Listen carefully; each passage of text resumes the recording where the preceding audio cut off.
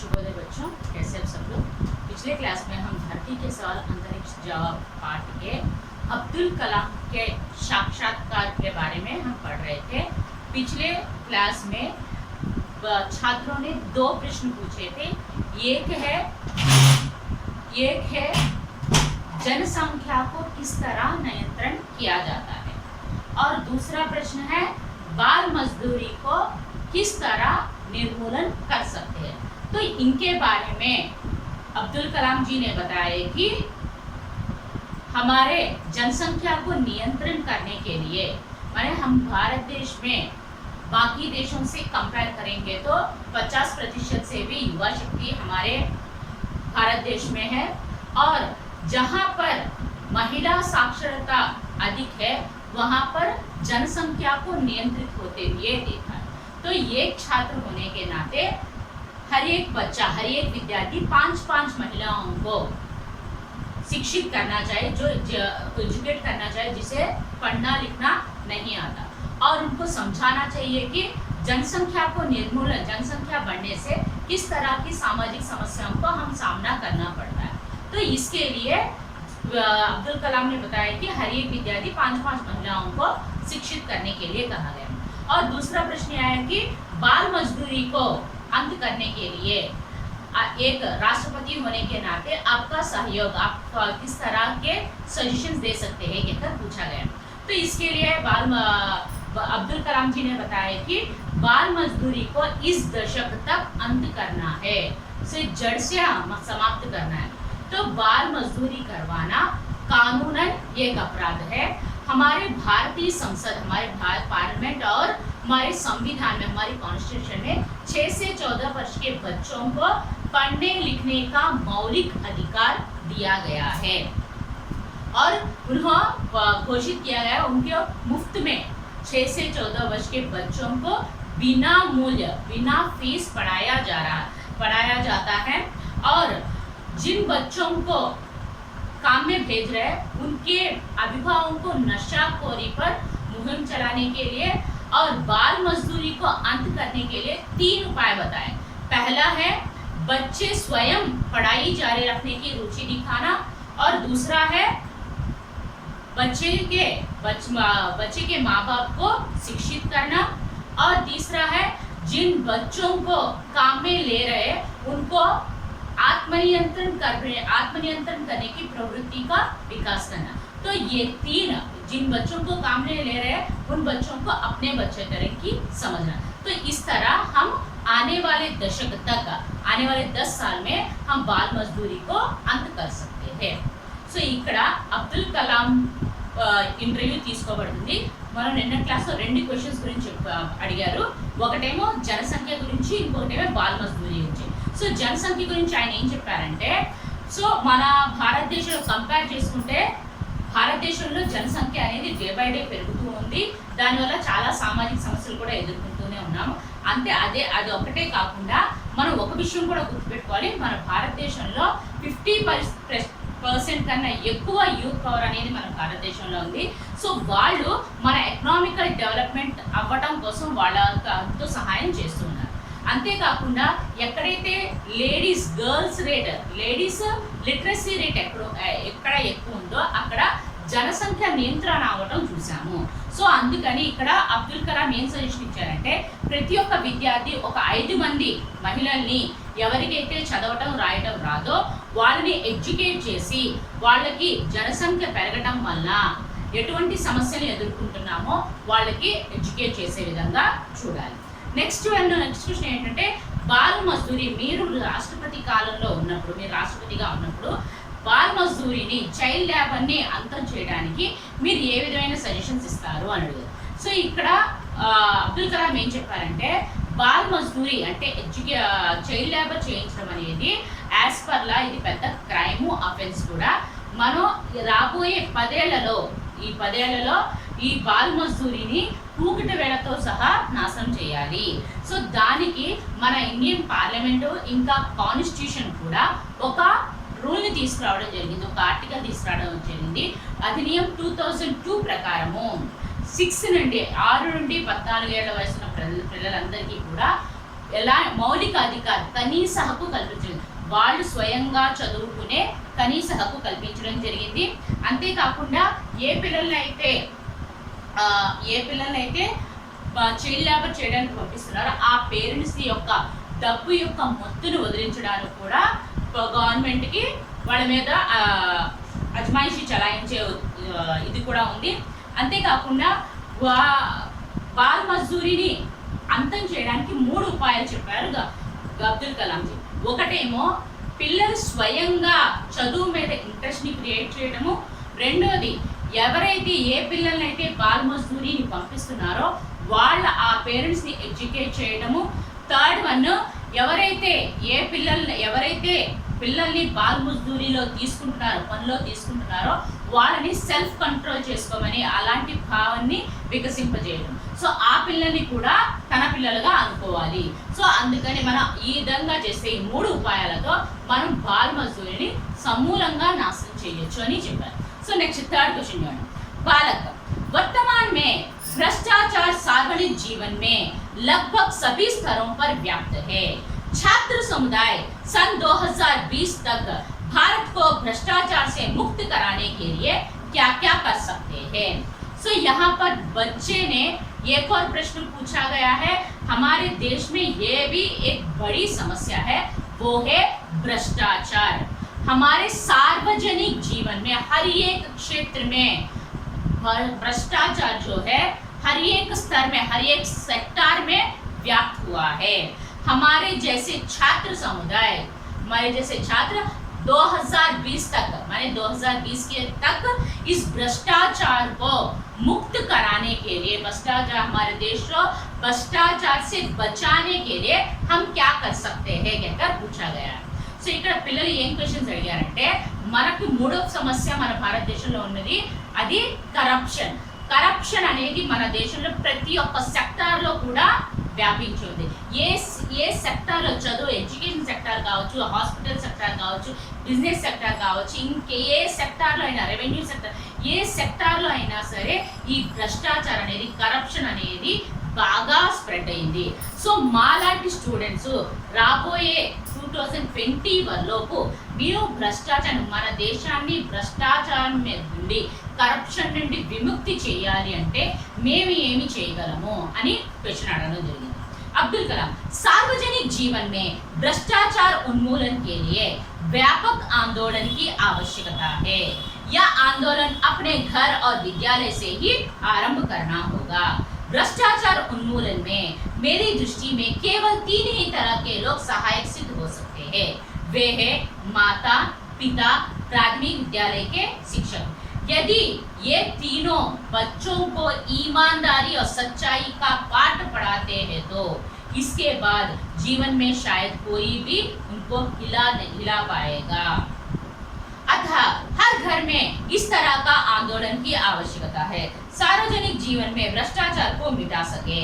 आप सब यह संकल्प ले कि आप सब ईमानदारी एवं भ्रष्टाचार मुक्त जीवन का निर्वाह करेंगे, दूसरों को आदर्शवान बने रहेंगे. सो हमारे हर एक सेक्टर में अब्दुल कलाम ने कहा कि हर एक क्षेत्र में, हर एक स्थिति में, हर एक क्षेत्र में भी, हर एक स्तर में भी भ्रष्टाचार जो व्यापित हो गया.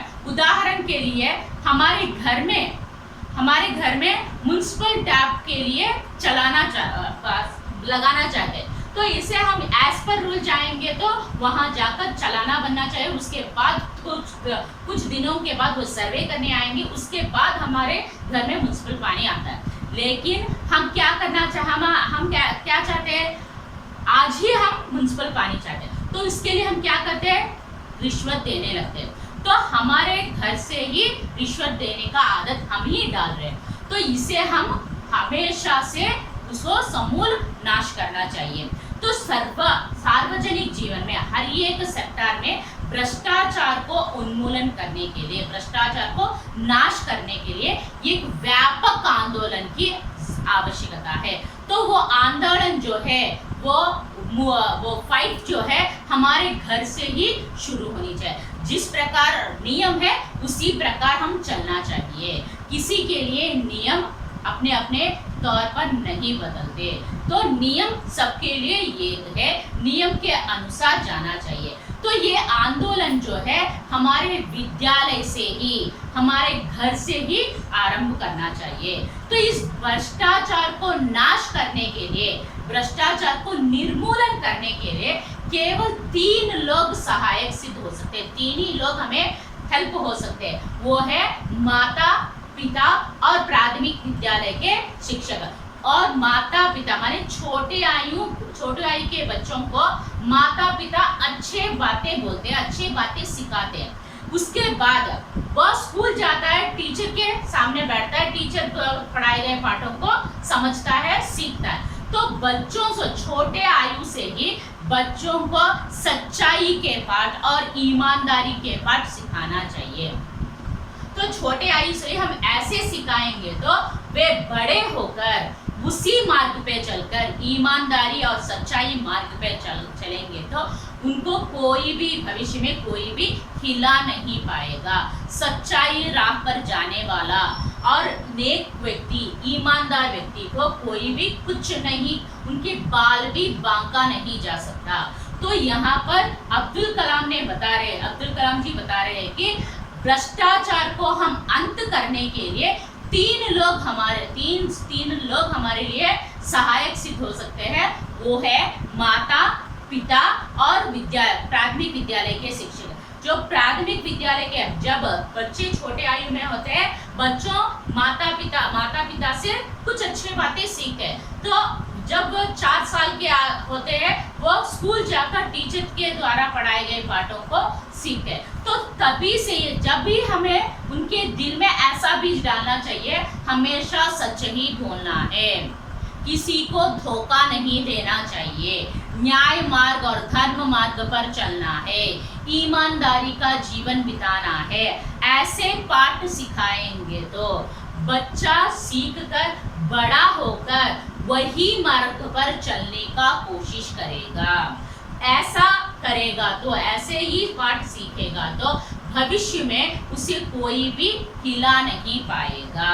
तो अतः ये आंदोलन जो है हमारे घर से ही शुरू होनी चाहिए और हर एक बच्चा, हर एक विद्यार्थी अपने आप पर संकल्प करना चाहिए, सेल्फ प्रॉमिस करना चाहिए कि हम हमेशा ईमानदारी के जीवन बिताएंगे और दूसरों के लिए आदर्शवान बनेंगे। इस तरह रहेंगे तो हम आने वाले पीढ़ी को हम भ्रष्टाचार मुक्त देश को दिखा सकते हैं और ईमानदारी का जीवन जी सकते हैं। ఓకే అమ్మా, సో ఇక్కడ అబ్దుల్ కలాం ఏం చెప్పారంటే, మన అబ్దుల్ కలాము భ్రష్టాచారాన్ని అంతం చేయాలంటే మేమేం చేయాలని క్వశ్చన్ అడిగేటప్పటికి అబ్దుల్ కలాం ఏం చేయాలంటే, భ్రష్టాచారం అనేది, కరప్షన్ అనేది ప్రతి ఒక్క సెక్టార్లో వ్యాపించి ఉంది. ఉదాహరణకి మీ ఇంట్లో మున్సిపల్ ట్యాప్ కావాలి అంటే మనం ఏం చేయాలి? యాజ్ పర్ రూల్ వెళ్ళాలి అంటే మనం మున్సిపల్ ఆఫీస్కి వెళ్ళి చలానా పే చేసి వాళ్ళు వచ్చిన తర్వాత సర్వే చేసిన తర్వాత కొన్ని రోజుల తర్వాత మనకి మున్సిపల్ ట్యాప్ అనేది ఫిక్స్ చేయడం జరుగుతుంది. కానీ మనం ఏం చేయాలి? మనం ఏమనుకుంటాము, ఒక 100 రూపాయలు ఒక 200 వాళ్ళకి ఇచ్చేస్తే రేపే మన ఇంట్లో మున్సిపల్ ట్యాప్ ఉంటుంది అంటే మనమే వాళ్ళకి నేర్పిస్తున్నాము, మనమే వాళ్ళకి లంచాన్ని ఇవ్వడానికి మనమే ఎంకరేజ్ చేస్తున్నాం. సో ఇలా ప్రతి ఒక్క సెక్టార్లో కూడా కరప్షన్ అనేది, ప్రతి ఒక్క సెక్టార్ కరప్ట్ అయ్యింది. సో మనము రాబోయే జనరేషన్కి కరప్షన్ లేని దేశాన్ని ఇవ్వాలి అంటే, కరప్షన్ లేకుండా లేని దేశాన్ని ఇవ్వాలి అంటే దీని నుండి మనం ఒక ఆందోళన చేపట్టాలి. ఈ ఆందోళన అనేది మన ఇంటి నుండే, మన స్కూల్ నుండే స్టార్ట్ అవ్వాలి. సో మనం యాజ్ పర్ రూల్ మనం వెళ్తే వాళ్ళు కూడా యాజ్ పర్ రూల్ వస్తారు. మనం ఎంకరేజ్ చేస్తే వాళ్ళు కూడా కరప్ట్ అవ్వడానికి ఆస్కారం ఉంటుంది. సో మనము యాజ్ పర్ రూల్ వెళ్ళాలి. నెక్స్ట్ మన దృష్టిలో అంటే భ్రష్టాచారాన్ని కంప్లీట్గా నాశనం చేయాలి అంటే మనకి ముగ్గురు సహాయక సిద్ధ అవుతారు, ముగ్గురు హెల్ప్ అవుతారు. వాళ్ళు ఎవరు అంటే మాత అంటే తల్లి, పిత అంటే తండ్రి, మూడో వాళ్ళు ప్రాథమిక విద్యాలయకే శిక్షకులు. ఎందుకంటే చిన్నపిల్లలు వాళ్ళ తల్లిదండ్రుల దగ్గర కొన్ని మంచి మాటల్ని నేర్చుకుంటారు, కొన్ని మంచి విషయాల్ని నేర్చుకుంటారు. 4 years వరకు తల్లిదండ్రుల పెంపకంలో ఉంటారు కాబట్టి వాళ్ళ తల్లిదండ్రులు ఏం నేర్పిస్తారో వాళ్ళు అవి నేర్చుకుంటారు. ఆ తర్వాత 4 years వచ్చిన తర్వాత వాళ్ళు స్కూల్కి వెళ్తారు. స్కూల్లో టీచర్ ఏం చెప్పారో వాటిని నేర్చుకుంటారు. సో అప్పటి నుంచే మనం ఆ ఏజ్ నుంచే వాళ్ళల్లో ఈమాన్దారి, హానెస్ట్గా ఉండాలి, సత్యము మాట్లాడాలి, ధర్మ మార్గంలో న్యాయ మార్గంలో వెళ్ళాలి, అప్పటి నుంచే వాళ్ళకి నేర్పిస్తే ఆ చిన్న ఏజ్ నుంచే మనం నిజమే మాట్లాడాలి అన్ని విషయాలని వాళ్ళలో నూరిపోస్తే, వాళ్ళలో అలాంటి బీజాలు వేస్తే వాళ్ళు పెద్దవాళ్ళు అయిన తర్వాత అదే మార్గంలో వెళ్తారు. మనం మంచి విషయాలు నేర్పిస్తే వాళ్ళు మంచి నేర్చుకుంటారు, మనం చెడు విషయాలు నేర్పిస్తే చెడునే నేర్చుకుంటారు. సో మనం ఒక చెట్టుని ఎంతవరకు మొక్కై వంగునది మానే వంగున అంటే మొక్కగా ఉన్నప్పుడే మనం ఏం నేర్పించాలో అన్నీ నేర్పించాలి. అంతేగాని మనం చిన్నప్పుడు ఏమి నేర్పించి పెద్ద అయిన తర్వాత మార్చాలి అనుకుంటే అది మన వల్ల కాదు. సో అందుకని మనం చిన్న ఏజ్ నుండి వాడికి మంచి విషయాలని, ఈమాన్దారి, హానెస్ట్గా ఉండాలి, నిజం మాట్లాడాలి, ఎప్పుడూ నిజమే మాట్లాడాలి, ధర్మ మార్గంలో న్యాయ మార్గంలో వెళ్ళాలి, అందరికీ గౌరవం ఇవ్వాలి, అందరికీ మనకన్నా తక్కువలో ఉన్న వాళ్ళకి సేవ చేయాలి అన్న భావాలను వాళ్ళలో నూరిపోస్తే వాళ్ళు పెద్ద అయిన తర్వాత ఆ మార్గంలో వెళ్తారు. సో అలా ఈమాన్దారి అంటే హానెస్టీ అనే మార్గంలో, నిజం అనే మార్గంలో వాళ్ళు వెళితే వాళ్ళని భవిష్యత్తులో ఎవరిని కదిపేవాళ్ళు, వాళ్ళని టచ్ చేసేవాళ్ళు కూడా ఎవరు ఉండరు.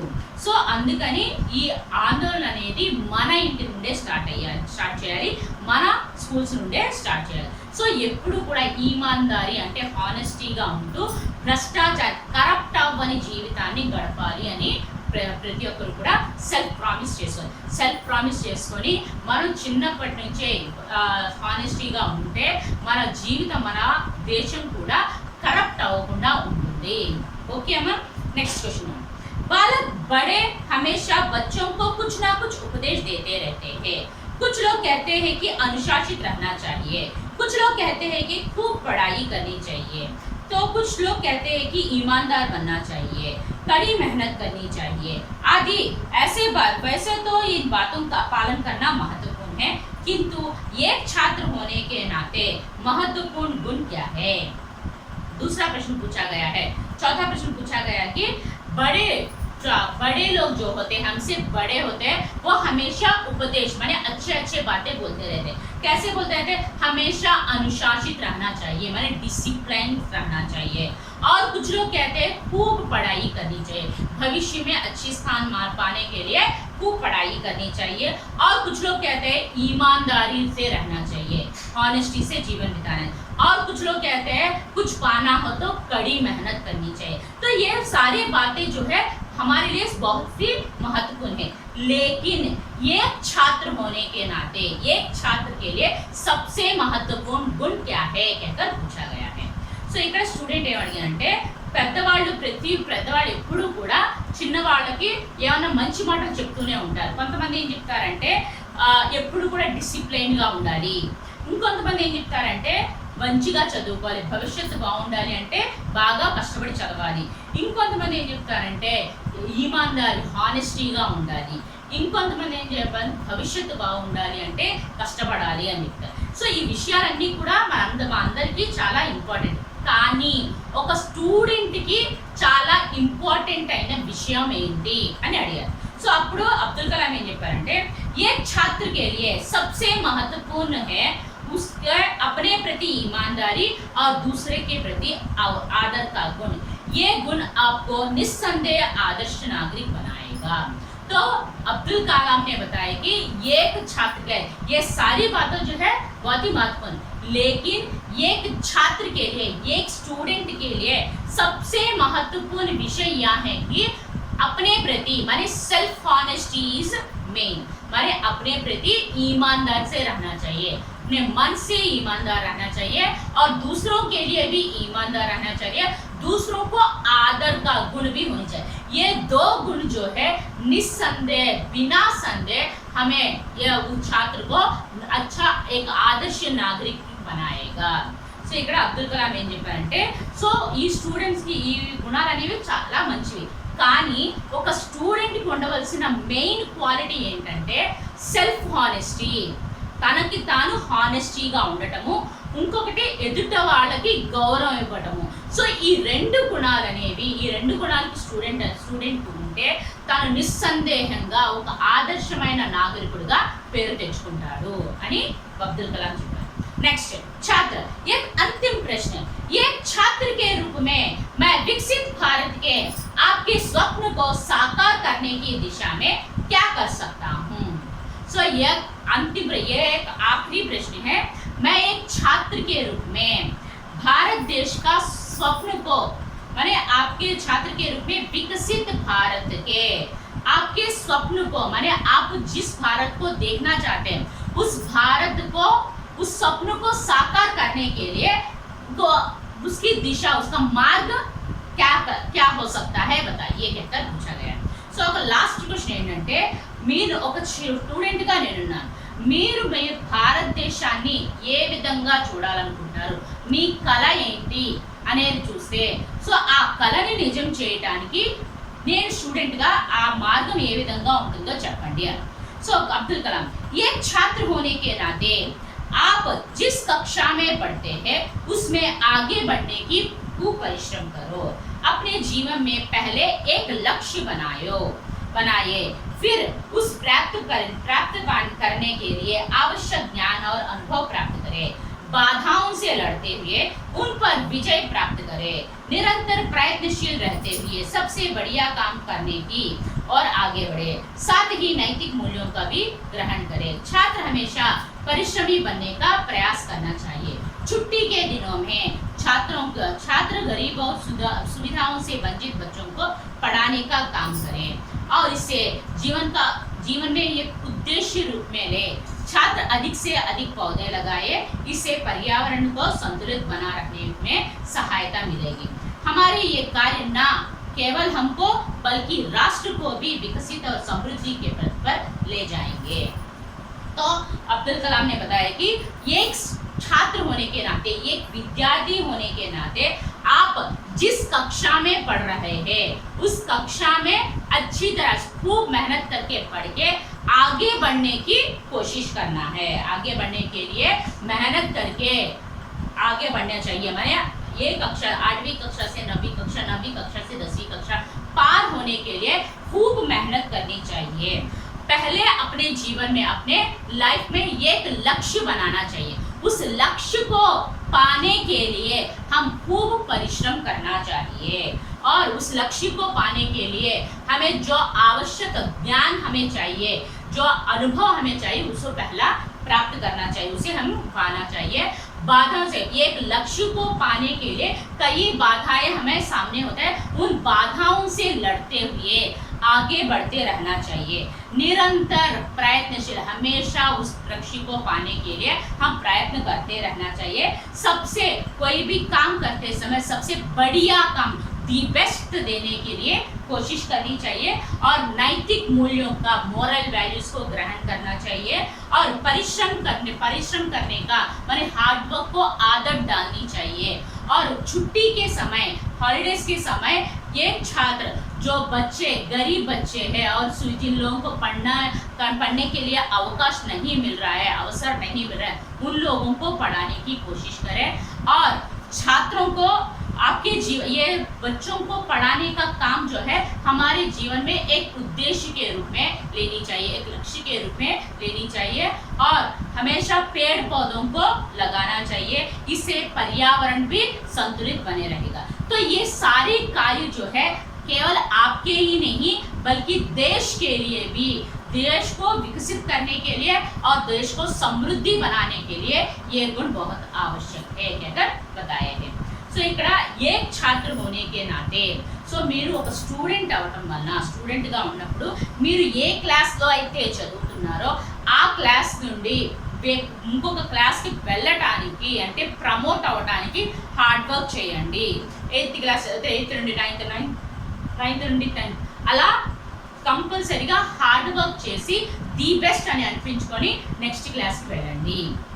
మీ జీవితంలో ఫస్ట్ ఒక లక్ష్యం అనేది, ఒక గోల్ అనేది పెట్టుకోండి.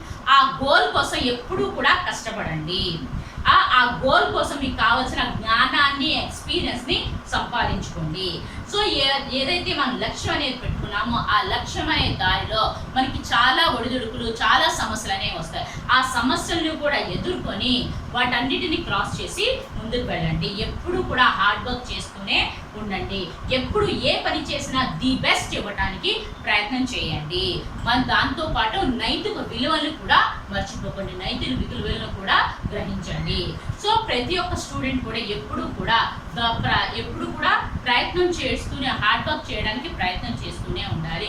ఇంకా సెలవులు ఏమన్నా ఉంటే ఆ సెలవుల సమయంలో ఎవరైతే పేద విద్యార్థులు ఉన్నారో, ఎవరైతే చదువుకోవడానికి కూడా అవకాశాలు లేని పిల్లలు ఉన్నారో వాళ్ళకి చదువు చెప్పడానికి మీ హాలిడేస్ టైంలో వాళ్ళకు కూడా ఎడ్యుకేట్ చేయడానికి చూడండి. అది జీవితంలో ఒక లక్ష్యంగా పెట్టుకోండి. ఇంకా మనకి ఎక్కువగా చెట్లని మొక్కల్ని నాటండి. దీనివల్ల మన పర్యావరణం అంతా కూడా బ్యాలెన్స్డ్గా ఉంటుంది. సో ఈ గుణాలన్నీ కూడా మీకే కాదు మన ప్రపంచం, మన దేశానికి వికసింపదేయడానికి, మన దేశం సమృద్ధికి ఇవన్నీ కూడా హెల్ప్ అవుతాయి అని ఎవరు చెప్పారు? అబ్దుల్ కలాం గారు చెప్పారు. ఓకే అమ్మా, అర్థమైందా? సో దీంతో అబ్దుల్ కలాం గారి సాక్షాత్కారం అనేది కంప్లీట్ అయింది. ఓకేమా, నెక్స్ట్ క్లాస్లో మనము కేసీ థామస్ గురించి చదువుదాం. ఓకేమా, థ్యాంక్ యూ, బాయ్.